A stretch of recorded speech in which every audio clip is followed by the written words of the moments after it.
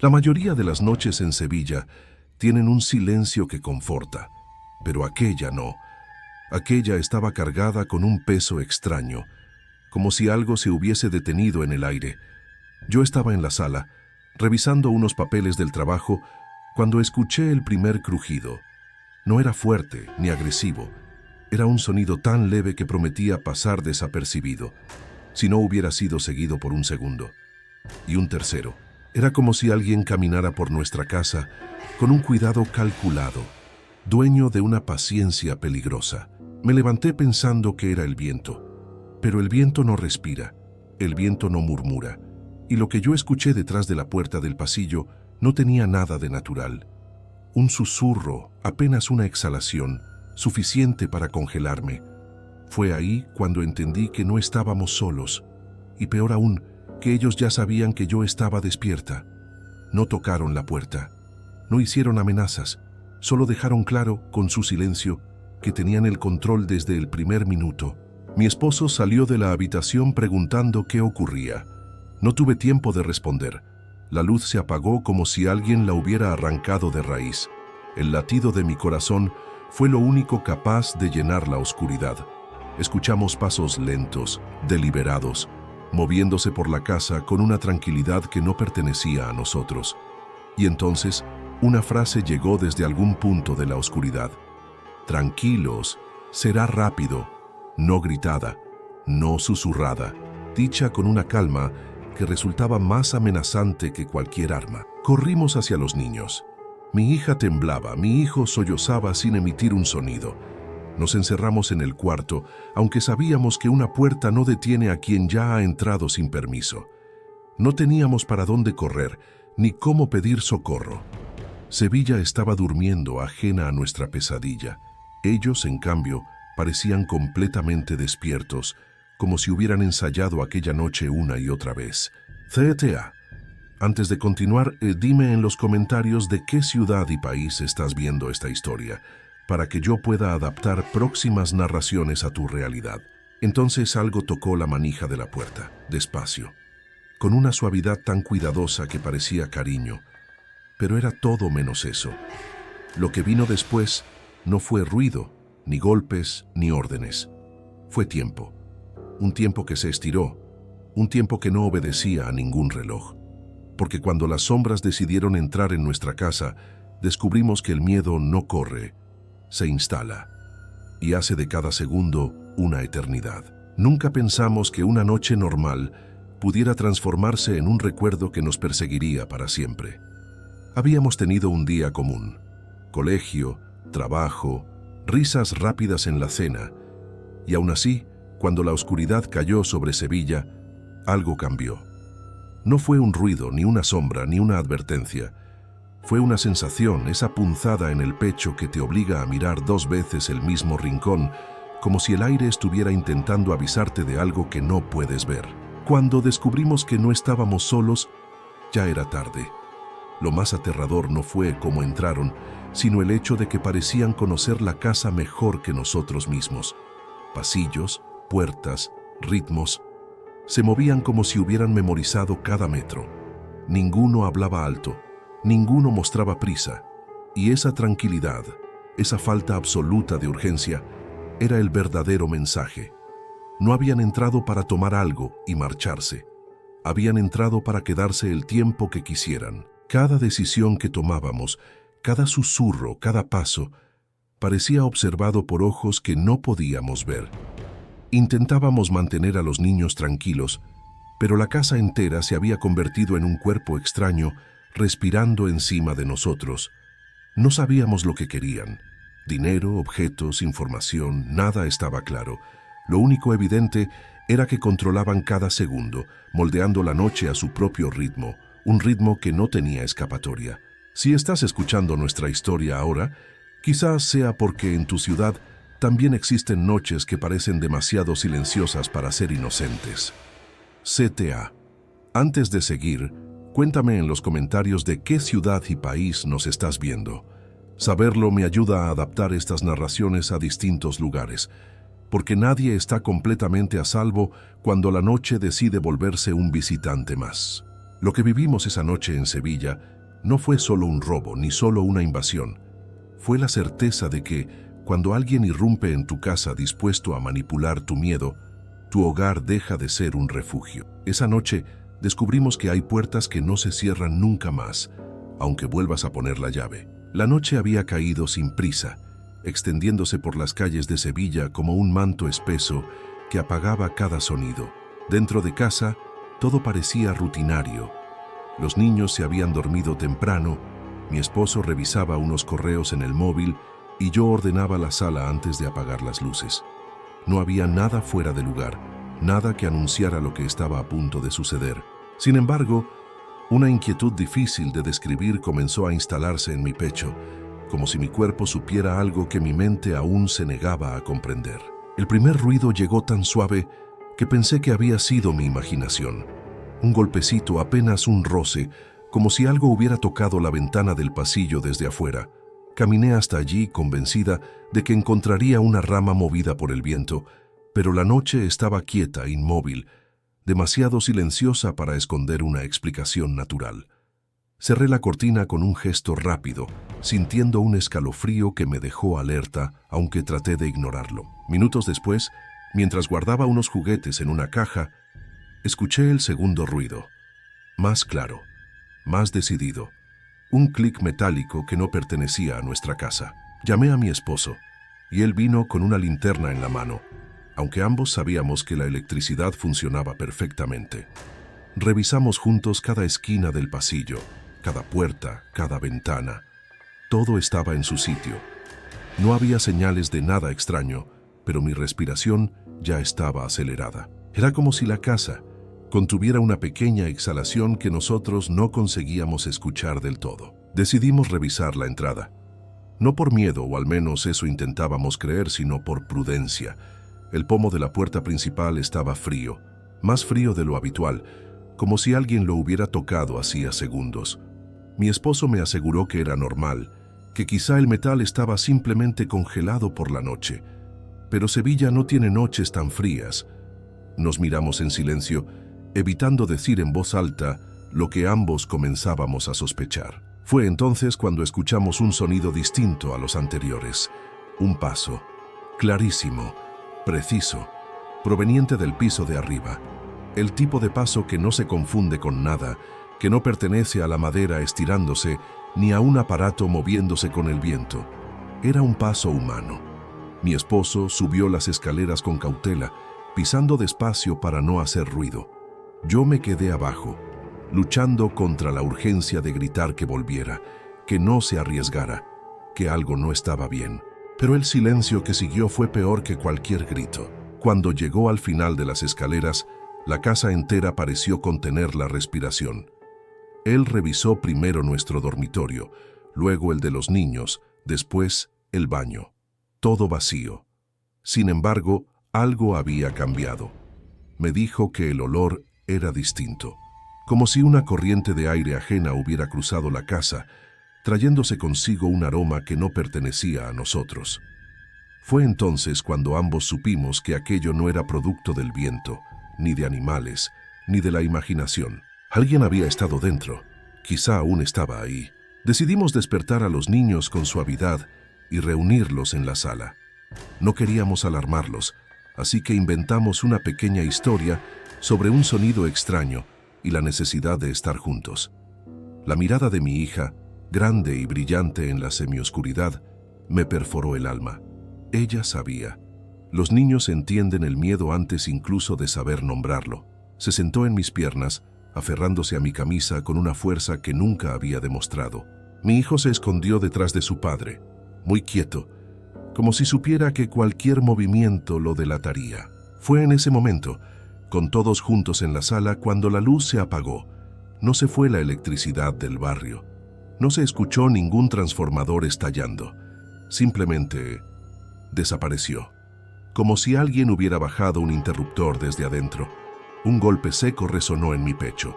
El silencio se volvió tan profundo que podíamos oír nuestra propia respiración, y entre una inhalación y otra, un sonido nuevo se filtró desde algún punto del pasillo.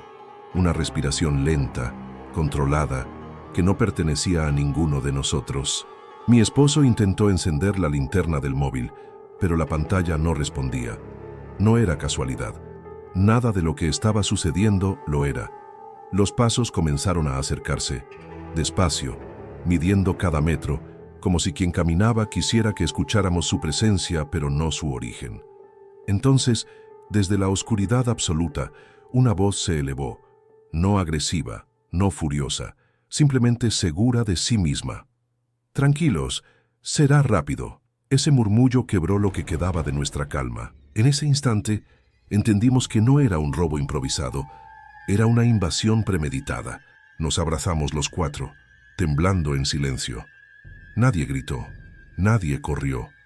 Sabíamos que cualquier movimiento abrupto podría empeorar la situación. Lo que no sabíamos era que esa frase, esa promesa de que sería rápido, no tenía intención de cumplirse. Porque a partir de ese momento, la noche comenzó a dilatarse. Cada minuto se transformó en una prueba, cada sombra en una amenaza. Y aunque aún no lo sabíamos, ese era solo el comienzo de la peor noche de nuestras vidas. La voz aún parecía flotar en el aire, cuando los pasos se detuvieron de repente. No sabíamos si estaban a 1 metro o a 10. Esa incertidumbre era parte del castigo. La oscuridad no nos permitía distinguir absolutamente nada, pero el silencio que siguió fue peor que cualquier amenaza. Era un silencio calculado, como si ellos estuvieran observando nuestras reacciones, midiendo nuestro miedo, disfrutando del control que habían tomado de nuestra casa. Mi esposo intentó hablar, muy bajo, casi sin mover los labios. «No se muevan, escuchen». Su tono era firme, pero sus manos temblaban. Él siempre había sido el refugio de la familia, el pilar. Esa noche, sin embargo, lo sentí humano, frágil, luchando por protegernos sin ninguna garantía de que pudiera hacerlo. Yo sostenía a los niños contra mi pecho y sus corazones latían tan rápido que parecía que querían escapar del cuerpo. Un sonido metálico resonó desde la cocina, como si alguien hubiese abierto uno de los cajones con total propiedad.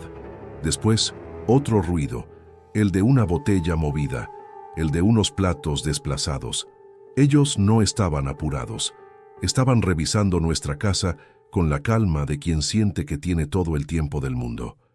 Y lo que más me aterraba no era lo que podrían estar buscando, sino lo que ya sabían que encontrarían. Mi esposo se levantó lentamente, intentando ver algo en la penumbra. No avanzó más que 2 pasos cuando una luz diminuta apareció en el pasillo. La luz de una linterna. Pero no era una linterna encendida hacia nosotros. Era una luz apuntada hacia el suelo, como si alguien caminara sin prisa, iluminando apenas los zapatos y el camino. Una manera de decir, sé dónde estoy y sé dónde están ustedes. La luz se detuvo frente a la sala. No subió hacia nuestros rostros, no exploró el ambiente. Simplemente permaneció ahí, fija, inmóvil, como una marca, como una advertencia. De repente, una voz masculina, grave pero tranquila, habló desde detrás de la luz. Si cooperan, nadie sale lastimado. La frase, tan común en relatos de robos, no tenía nada de tranquilizadora. Era una línea ensayada, carente de emoción. Una línea que alguien repite cuando ya ha hecho esto antes. Quise preguntar qué querían, pero el miedo cerró mi garganta. Mi esposo sí logró hablar, aunque con un hilo de voz. Llévense lo que necesiten, solo, por favor, déjennos en paz.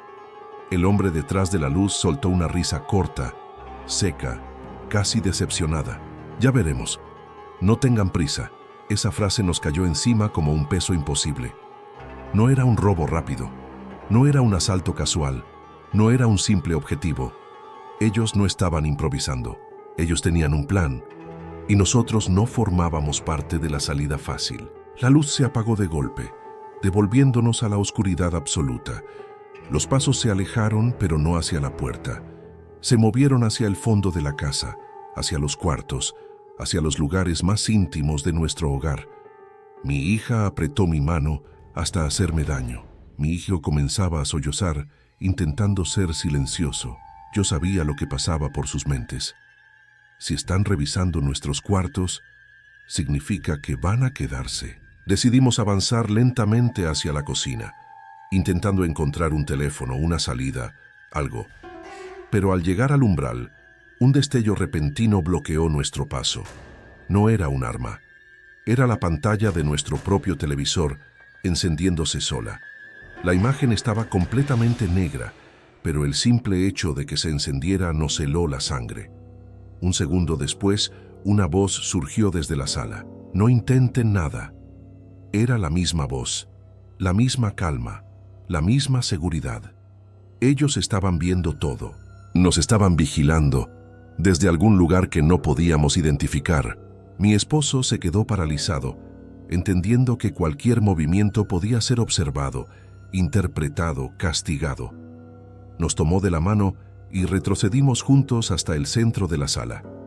No había escapatoria, no había lugar seguro, solo la certeza de que estábamos completamente bajo sus ojos. La televisión se apagó por sí sola, devolviéndonos a la oscuridad total. Entonces, un sonido nuevo llegó desde el piso superior, el llanto ahogado de un niño, pero no era el nuestro. Era una grabación de una crianza sollozando, reproducida desde un celular que no era el nuestro. Aquel sonido nos destruyó, no porque fuera un niño desconocido, sino porque era la confirmación de que no estábamos lidiando con simples ladrones. Era gente que sabía cómo manipular el miedo humano, cómo quebrar una familia sin tocarla. Ellos controlaban el tiempo, la casa, la luz, los sonidos, y mientras escuchábamos ese llanto falso rebotando por las paredes, entendimos que no querían irse, querían quedarse, y querían que nosotros viviéramos cada segundo de esa noche sin saber si vendría un amanecer. El silencio que siguió fue peor que cualquier grito. Estábamos todos reunidos en el salón, separados, con las manos en alto, esperando una orden que nunca llegaba. Los ladrones se observaban entre ellos, respirando con fuerza detrás de esas máscaras negras que parecían absorber la poca luz que quedaba. No hablaban, y esa quietud era más destructiva que sus armas.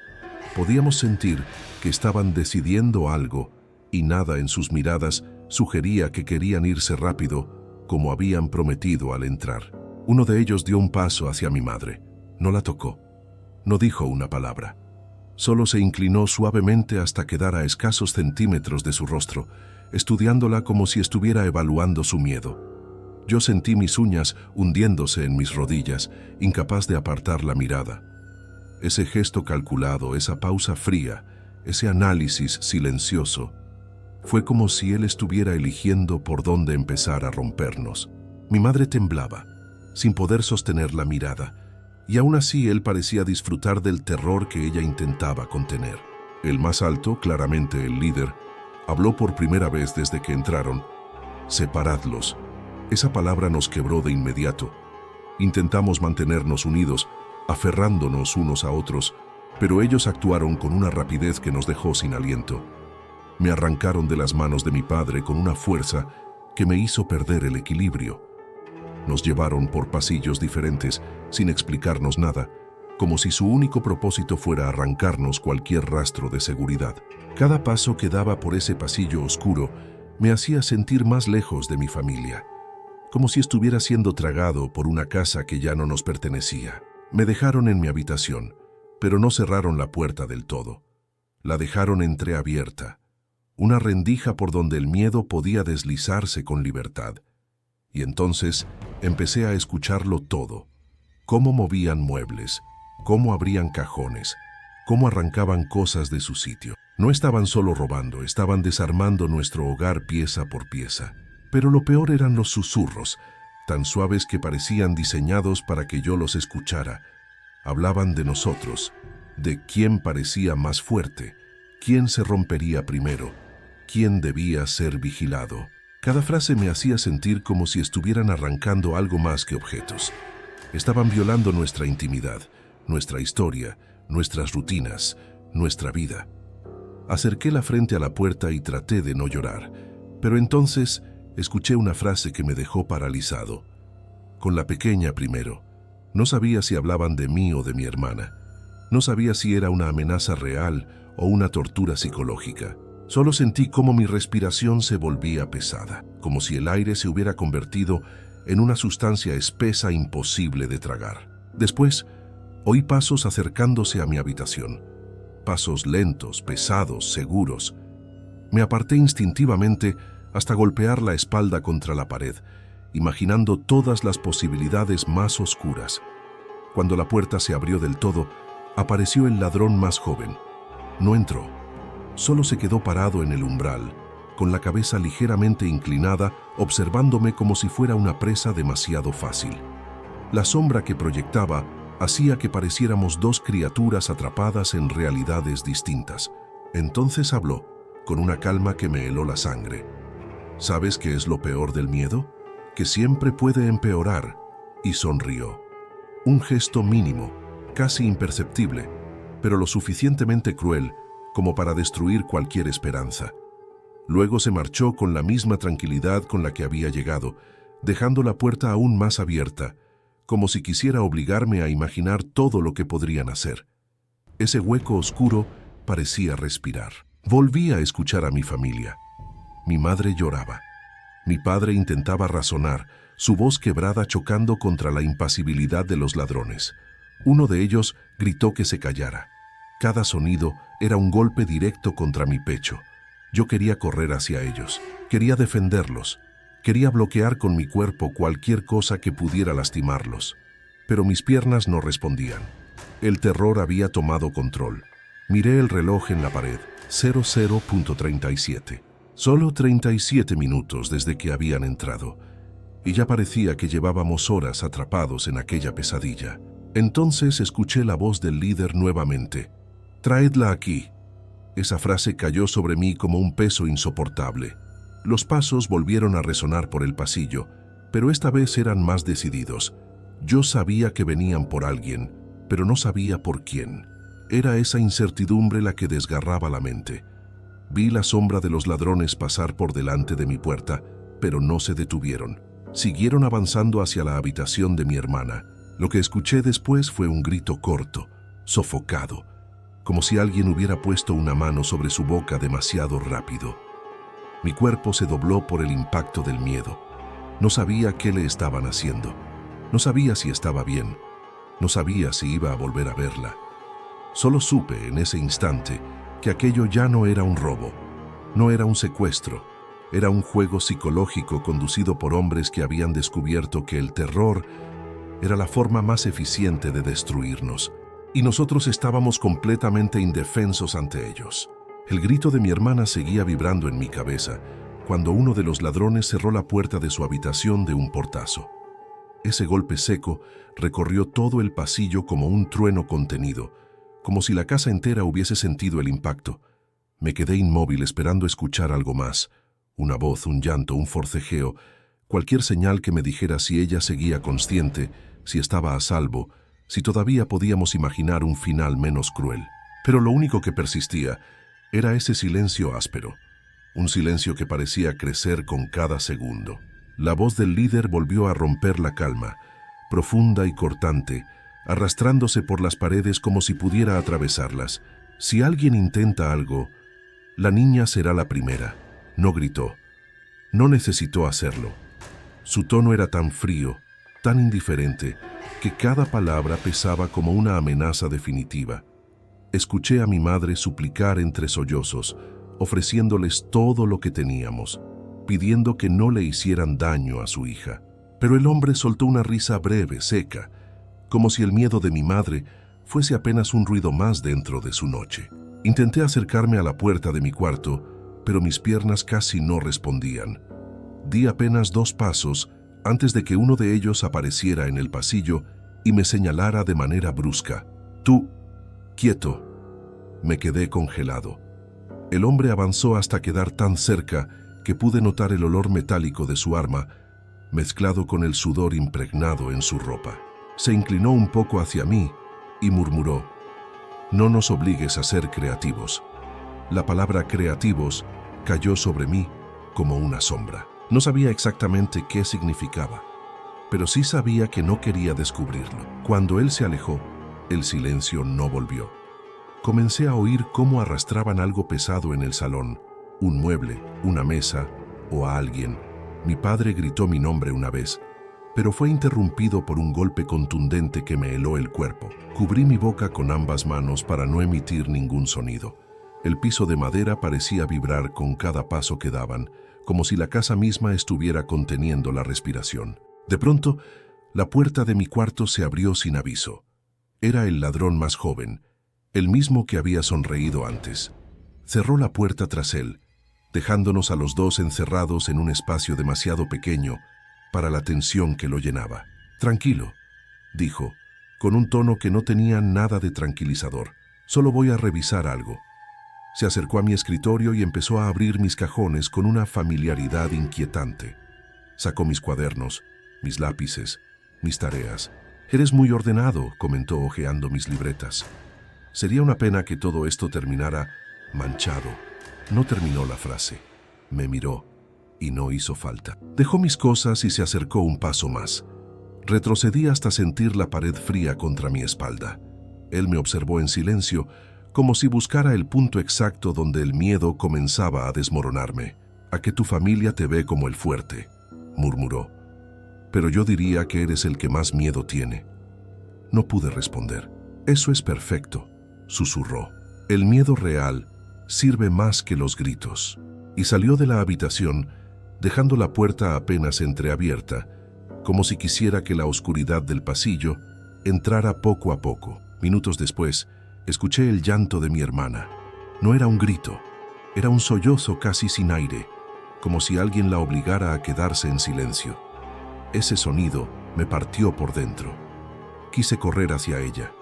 Quise interponer mi cuerpo entre ella y cualquier cosa que le estuvieran haciendo, pero estaba paralizado. El miedo había tomado posesión de mis músculos. Yo solo podía escuchar y sentir cómo cada segundo se hacía más insoportable. Desde el salón la voz del líder volvió a resonar, más cerca esta vez. «Cuando nos vayamos, esta calle no volverá a dormir tranquila». Lo dijo como si describiera un plan, como si lo que estaba haciendo no fuera un crimen, sino una lección. Entonces oí un sonido metálico, algo que chocaba contra el suelo, algo que se abría, y no pude identificar qué objeto era, pero sí entendí que fuera lo que fuera. Lo habían traído para intimidar, para quebrarnos, para dejar claro que esa noche no tenía prisa. Luego escuché cómo abrían la puerta del cuarto de mis padres con violencia. Mi padre habló, intentó negociar, intentó ofrecerse, intentó salvar a alguien antes de salvarse a sí mismo. «La noche termina cuando yo diga», respondió el líder, seco, sin emoción. Después vino un ruido fuerte, algo que se rompió, algo que cayó, algo que fue empujado con brutalidad. Cerré los ojos con fuerza, respirando apenas, temiendo que cada sonido significara el final de alguien. Y entonces, un ruido distinto apareció en el pasillo. Pasos. Pero no eran pesados, eran leves, irregulares, casi arrastrados. Me acerqué a la abertura de la puerta con el corazón golpeándome el pecho. Una sombra se detuvo justo frente a mi habitación. Por un instante creí que era un ladrón, pero no, era mi hermana. Estaba pálida, temblando, con lágrimas silenciosas cayendo por su rostro. Levantó la mano y señaló algo en el fondo del pasillo, algo que yo no alcanzaba a ver. Y con la voz completamente rota susurró: «No, no es un robo, ellos quieren jugar con nosotros». Mi hermana seguía señalando el fondo del pasillo, pero sus labios temblaban tanto que no podía formar más palabras. Yo me inclinaba hacia adelante, intentando entender qué había visto, cuando escuché un ruido suave, casi imperceptible, como un objeto rodando lentamente por el suelo. Me congelé. Mi hermana retrocedió un paso y negó con la cabeza, suplicándome con los ojos que no avanzara. Pero ya era tarde. El objeto, fuera lo que fuese, terminó chocando contra la pared. Y en ese instante, la casa entera pareció contener la respiración, como si algo estuviera a punto de revelarse. Me asomé al pasillo con una cautela que no reconocía en mí. El aire estaba más frío, más denso, como si la noche se hubiera metido dentro de la casa. Y entonces lo vi. Era uno de nuestros marcos de fotos, tirado en el suelo, pero no había caído por accidente. Alguien lo había colocado ahí, de forma intencional. La foto estaba boca arriba, justo apuntando hacia nosotros. Era una imagen de hace años, mi familia en la playa, sonriendo. Una felicidad que parecía irreconocible en ese instante. Lo que me heló no fue la foto, sino la línea gruesa que cruzaba nuestros rostros, una línea hecha con algo oscuro, algo fresco. Mi hermana se tapó la boca para no gritar. Yo di un paso atrás, sintiendo como si la casa se estuviera encogiendo alrededor de nosotros. Entonces, escuchamos pasos en el salón, lentos, pesados, deliberados. No eran los pasos apresurados de un ladrón buscando objetos. Eran pasos de alguien que estaba disfrutando cada segundo del miedo que había sembrado. ¿Qué están mirando?, preguntó una voz desde la oscuridad. No era un ladrón, era el líder. Su sombra apareció primero, larga, deformada por la luz tenue, como si se estirara hacia nosotros. ¿Les gusta ese recuerdo?, preguntó con una calma insoportable mientras se acercaba. A veces uno necesita recordar quiénes fueron, antes de que la noche les enseñe quiénes son de verdad. Pasó por encima del marco sin siquiera mirarlo. Mi hermana retrocedió hasta chocar contra mí. Yo sentí cómo mi respiración se volvía más rápida, más ruidosa, imposible de controlar. El líder notó cada detalle. «No corran», dijo. «Si corren, la noche corre con ustedes». Esa frase se quedó grabada en mi mente como un sello ardiente. Uno de los ladrones apareció detrás de él, arrastrando algo.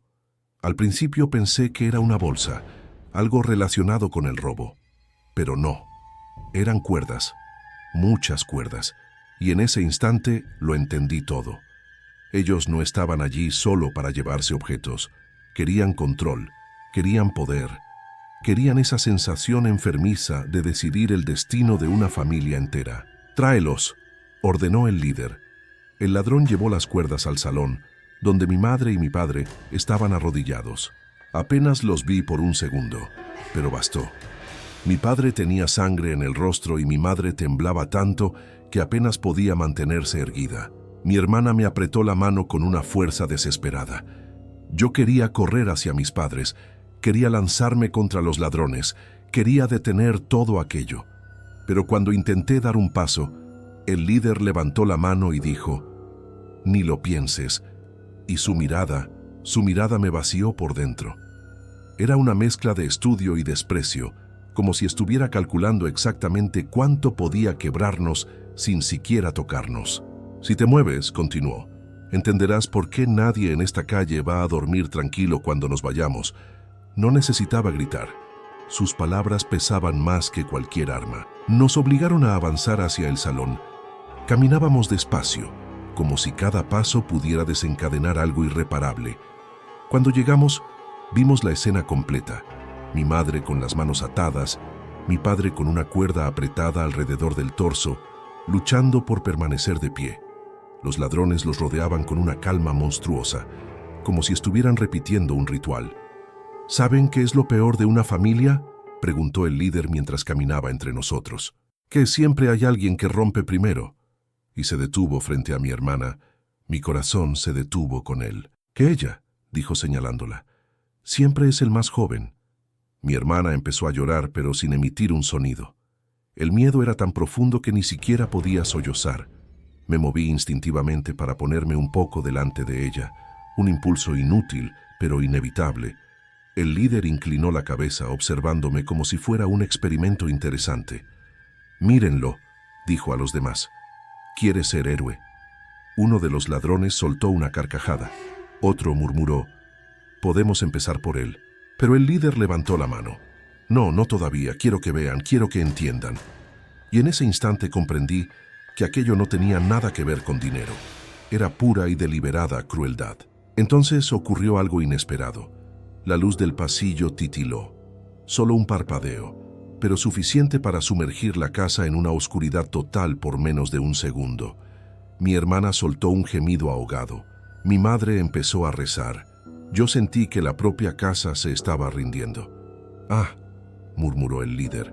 Ese sonido, ese «ah», sonó como satisfacción, como si la oscuridad fuera su cómplice. Perfecto.